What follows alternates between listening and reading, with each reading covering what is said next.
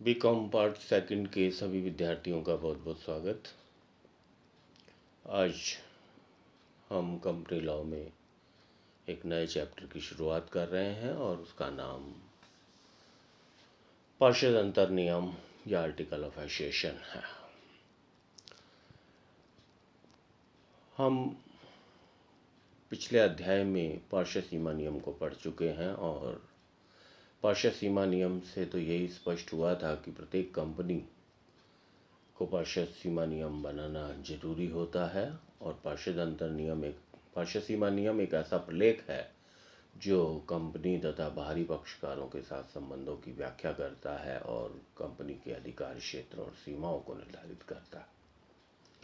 लेकिन कंपनी का संचालन सिर्फ बाहरी पक्षकारों के साथ संबंधों या सीमाओं से ही नहीं हो सकता जब तक कि उसके आंतरिक नियम नहीं हो, और आंतरिक नियम प्रत्येक कंपनी को बनाने जरूरी होते हैं, या फिर जो तालिकाएं बनी हुई हैं, जो सारणियां बनी हुई हैं, उसका अनुसरण किया जाता है। अर्थात पार्षद अंतर नियम कंपनी के आंतरिक नियमों के प्रलेख होते हैं।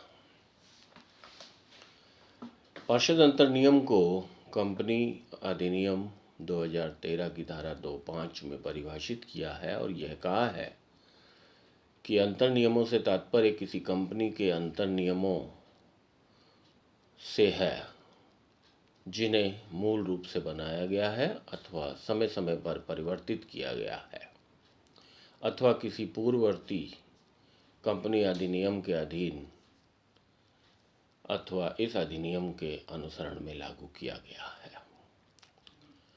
निष्कर्ष के रूप में यही कहा जाता है कि पार्षद अंतर नियम एक ऐसा प्रलेख है जिसमें कंपनी के नियमों, विनियमों, उपनियमों का उल्लेख होता है। इस प्रलेख में वर्णित नियम, विनियम आदि कंपनी की आंतरिक क्रियाओं के संचालन का नियमन करते हैं। यह कंपनी के संचालकों एवं अधिकारियों की शक्तियों एवं सीमाओं को निर्धारित करते हैं। इनमें से ही कंपनी एवं इसके सदस्यों के बीच संबंधों तथा कंपनी के सदस्यों के आपसी संबंधों का आधार बनते हैं। कहने का तात्पर्य यह है कि दिन प्रतिदिन का संचालन या उससे संबंधित नियम जिस प्रलेख में वर्णित होते हैं, जिस प्रलेख में लिखे जाते हैं और जिसका अनुसरण किया जाता है, वह पार्षद अंतर नियम कहलाता है। पार्षद अंतर नियमों में क्या लिखा जाता है यह बाद की बात है, लेकिन जो लिखा जाता है उसके संबंध में कतिपय प्रावधान या कुछ प्रावधान मैं आपके सामने रख रहा हूं, जो आपको स्क्रीन पे भी दिखाई दे रहा है। पहला प्रावधान है कंपनी के कार्यकलापों के प्रावधान हेतु नियम। बिल्कुल ठीक बात है कि पार्षद अंतर नियमों में जो प्रावधान होते हैं वो कंपनी के कार्यकलापों के ही संचालन के लिए होते हैं और वही नियम बनाए जाते हैं जो कंपनी अधिनियम और सीमा नियम के अधीन होते हैं। अन्य विषय भी लिखे जा सकते हैं जो केंद्र सरकार द्वारा निर्धारित किए जाते हैं या समय समय पर बताए जाते हैं। अंतर नियमों में प्रावधान हेतु अधिक कड़े प्रभावी प्रावधानों का भी उल्लेख किया जाता है। इसका तात्पर्य यह है कि जो सरकार ने कड़े प्रावधानों संबंधी प्रावधान किए हुए हैं उससे भी अधिक कड़े प्रावधान कंपनी बना सकती है। चौथा प्रावधान मॉडल अंतर नियमों का प्रारूप एवं उसका अंगीकरण करना। यह भी जरूरी बात है कि तालिका या मैं कहूँ कि अनुसूची फर्स्ट की सारणी एफ से जी तक विभिन्न कंपनियों के अंतर नियमों की विषय वस्तु के संबंध में है और उन प्रारूपों का संबंधित कंपनी को अंगीकरण करना होता है। उसी के अनुरूप प्रावधान किए जाते हैं। उसके पश्चात पंजीकृत अंतर नियम मॉडल नहीं हटाते तो संपूर्ण। इसका तात्पर्य यह है कि अगर कोई कंपनी पार्षद अंतर नियम जो सारणी एफ से जी तक है जो संबंधित पर लागू होती है, यदि अपने कोई नियम नहीं बनाते हैं तो यह माना जाता है कि जो प्रावधान सारणी में बने हुए हैं वो सभी पूर्ण रूप से लागू हो जाते हैं। इसके अलावा एक बड़ा महत्वपूर्ण प्रावधान है कि पूर्ववर्ती कंपनी विधान के पंजीकृत कंपनी पर लागू नहीं, अर्थात जो 2013 से पहले की कंपनियां हैं उस पर यह प्रावधान लागू नहीं होते। उसका मुख्य कारण यही है कि वह पार्षद अंतर नियम पूर्व के कंपनी अधिनियम के अनुसार है और उसी के अनुसार उनका संचालन हो रहा है या हो सकता है। उसके पश्चात बिना अंश वाली गारंटी द्वारा सीमित कंपनी की दशा में तालिका फर्स्ट की जो सारणी है उसके अनुसार उसका अनुसरण होता है या उसके प्रावधान लागू होते हैं। अब मैं यह बताना चाहता हूं कि पार्षद अंतर नियमों की विषय वस्तु क्या है, विषय सामग्री क्या है, सब्जेक्ट मैटर क्या है या उसमें क्या लिखा जाता है।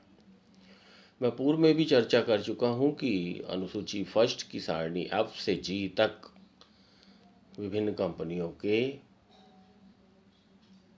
अंतर नियमों का प्रारूप सुनिश्चित है, उसके अनुसार वह प्रावधान होते हैं।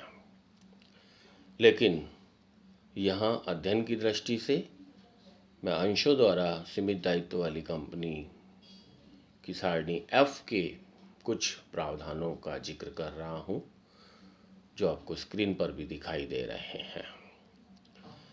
उसमें पहली बात, कंपनी का नाम एवं पंजीकृत कार्यालय का पता लिख देना चाहिए पार्षद अंतर नियम में, ताकि उसको जानकारी सबको हो जाए। प्रयुक्त शब्दों की परिभाषा, पार्षद अंतर नियमों में उन शब्दों को परिभाषित कर देना चाहिए जिनका कि भिन्न भिन्न अर्थ लगाया जा सकता है या जो समझने में क्लिष्ट है, मुश्किल है, तो उन शब्दों को परिभाषित कर देना चाहिए और वही परिभाषा के अनुसार उसकी व्याख्या होनी चाहिए। सारणी एफ के अपवर्जन की सीमा भी सुनिश्चित कर देनी चाहिए कि कौन से प्रावधान लागू हो रहे हैं और कौन से हटाए जा रहे हैं, छोड़े जा रहे हैं।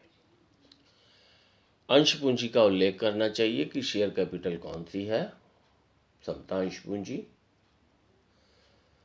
कितनी है और पूर्वाधिकार अंश पूंजी कितनी है। अंशों पर ग्रहणाधिकार किस स्थिति में होगा, इसके प्रावधान सुनिश्चित होने चाहिए। अंशों पर याचना कब की जाएगी, कैसे की जाएगी, किस प्रक्रिया को अपनाया जाएगा, ऐसा कर देने से भी उचित रहता है। उसके पश्चात अंशों का अंतरण कैसे होगा, किस प्रक्रिया के द्वारा होगा, किन नियमों के तहत होगा, वो नियम इसमें उल्लेखित होते हैं। अंशों का हस्तांकन किन परिस्थितियों में होगा, ट्रांसफर ऑफ शेयर्स। अंशों का हरण, फॉरफीचर ऑफ शेयर्स कैसे होगा, अर्थात जब अंशधारी भुगतान नहीं करता तो उसके अंशों को हरित कर लिया जाता है और उसके लिए क्या प्रक्रिया होगी, क्या समयावधि होगी आदि का उल्लेख इसमें होना चाहिए। पूंजी में परिवर्तन कब बढ़ाया जा सकता है, कैसे घटाया जा सकता है आदि का विवरण उल्लेखित किया जाएगा। लाभों का पूंजीकरण अर्थात जो लाभ है उसको कैपिटल में बदलने संबंधी प्रावधान करने चाहिए। अंश क्रयण बाई बैक अर्थात अपने ही अंशों को वापस खरीदने संबंधी प्रावधान। साधारण सभाएं अर्थात मीटिंग्स कब कब होंगी के प्रावधान। सभाओं की कार्यवाही मीटिंग्स की मिनट्स लिखना। सभाओं का स्थगन, सभा कब एडजॉर्न की जा सकती है, स्थगित की जा सकती है, किस परिस्थिति में स्थगित की जा सकती है आदि का विवरण। मताधिकार की मांग कब हो सकती है और कब मताधिकार हो सकता है। प्रॉक्सी संबंधी नियम अर्थात जब कोई सदस्य या अंशधारी सभा में नहीं जाता तो उसके स्थान पर अन्य व्यक्ति जा सकता है, उसे कैसे कितने दिन पूर्व पहुंचना है, अपना आवेदन करना है आदि संबंधी नियम। उसके पश्चात संचालक मंडल बोर्ड ऑफ डायरेक्टर्स का विवरण होगा। सभाओं की कार्यवाही, संचालक मंडल की सभाओं की कार्यवाही का उल्लेख भी करना होगा। कंपनी सचिव संबंधी प्रावधान आदि का उल्लेख होगा। कहने का मतलब यहाँ ये है कि पार्षद अंतर नियमों में इन बहुत सारी बातों को लिखा जाता है। मैं तो यही कहूँगा कि अगर किसी कंपनी का कुछ नियमों से काम चल सकता हो तो कुछ नियम ही पर्याप्त हैं, लेकिन अगर अधिक नियमों की आवश्यकता है तो फिर अधिक नियम आवश्यक है। विद्यार्थियों की जानकारी के लिए ये बात स्पष्ट कर दूं कि पार्षद अंतर नियम का अर्थ